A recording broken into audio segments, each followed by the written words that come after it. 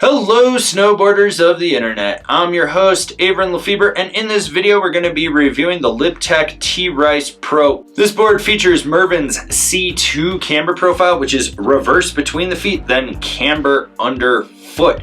This is going to give you play and flex in the middle of the board, but independent camber zones for ease of entry in and out of turns, as well as for popping off things. This board is available in 153, 155, 157, 159, 161, 164, 157 wide, 161 wide, 164 wide. I rode this board at Arapahoe Basin on a sunny bluebird day with warmer temps. You had chop, chunder, ice, perfect hero snow on the groomers, and if you really looked for it, you could find creamy hot pow off the runs. And I rode it with my Rome Black Label bindings and my K2 Thraxis boots. When it comes to the flex of this board, it's your standard run-of-the-mill all-mountain freestyle flex. Softer in the tips, stiffer through the midsection, with a fair amount of torsional flex. Nothing mind-blowing here. Countless other boards have the exact same flex pattern to it.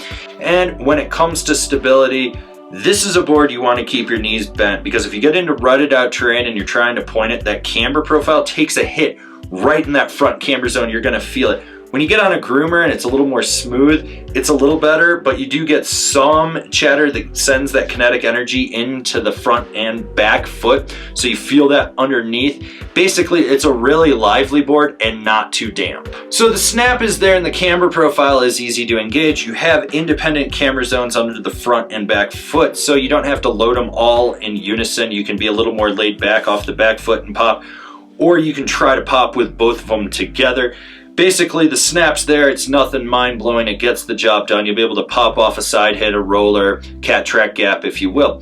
When it comes to jumps, and believe me, I hit what constitutes a jump at A-Basin, it's not a jump anywhere else in the normal world, it'll get the job done. You can pop off the lip, or you can be laid back, let it throw you. Basically, small and medium jumps are really what you want to hit with this. Anything bigger, I think that camber profile tends to wheelie out when you land on a steeper landing.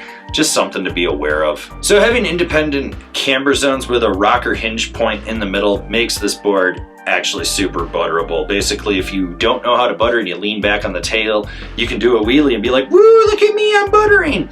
Yeah, it's Fisher-Price, my first butter stick if you want to. It's easy to butter on this, but if you know what you're doing, you have a sweet spot outside the camber zones in the nose and the tail.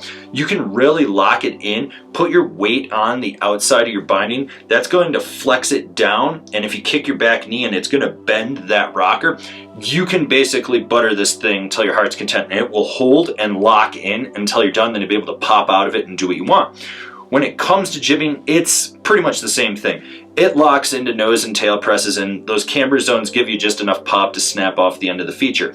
If you do go sideways, you want to be more under your front foot or your back foot. That way it'll lock into those camber zones. Doing it between the feet, you're fighting that reverse camber, so it's going to be a little harder to get it to lock in.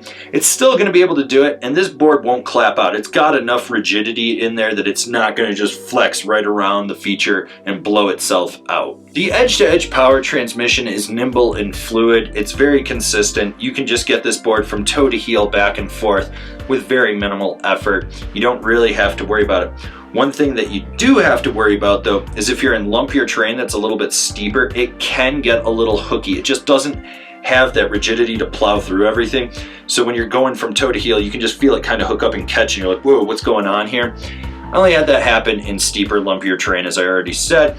And when you're driving a hard carve, there are limitations on this board. You'll be able to lay it over, and then when you're driving into it, you start to realize that you're like, I can't go any further because I will wash out. While it does grip with that magnet traction and you can independently steer underfoot, there's limitations.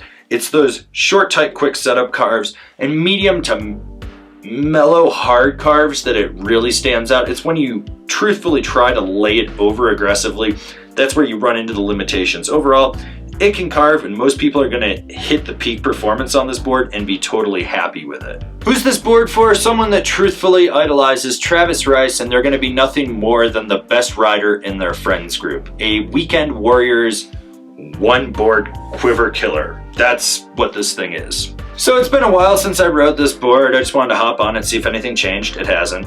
The 55 is definitely the more freestyle. Back in the day, they had the pointy tip and the blunt tip. They've kind of merged them into this one amalgamation with this tip shape. What you get out of this board is that the bigger sizes are definitely a little more free ride oriented, and the smaller sizes obviously are a little more freestyle. Overall, it's a weekend warriors board. It's for someone that's a person that snowboards and not a snowboarder. I mean, it gets the job done. You can grab it, you know what you're gonna get out of it, but there's nothing really mind-blowing with it. Personally, if you're a big T.Rice fan, you should probably just get a Golden Orca. It's better, in my opinion, but whatever. Comparable boards: the K2 Broadcast, the Rome Agent, the Nidecker Escape. Binding recommendations: the Bent Metal Transfer, the Rome Katana, the Burton Cartel. This has been my review of the LibTech T.Rice Pro. Do you agree? Do you disagree? Do you own one? Are you going to buy one? Leave me a comment down below. Let's have a conversation about this snowboard. If you're new here, remember to subscribe, click the bell, get those notifications. That way you're not missing any of the videos we got coming out for all you snowboarders of the internet. And if you really like what we're doing over here and you want to support us further, swing on over to Angry Snowboarder VIP and become a member. Sure, I could tell you more here, but I got a video over there that explains it so much better. As always, I've been your host, Avran LeFeber, and I'll see you in another video.